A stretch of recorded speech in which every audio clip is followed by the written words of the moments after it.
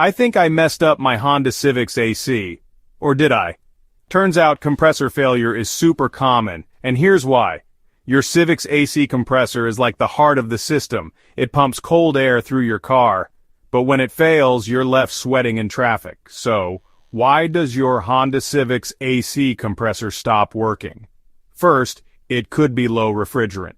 Without enough coolant, the compressor can't push out cold air and might overheat. Next, electrical issues, like a blown fuse or a bad relay, can stop the compressor from even turning on.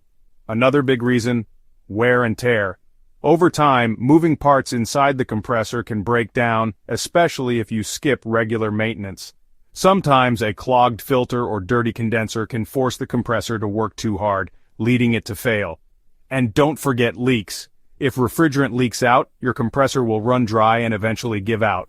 If your AC isn't working, check for these signs. Weird noises, no cold air, or the AC light flashing. If you spot any of these, get your car checked by a pro before it gets worse.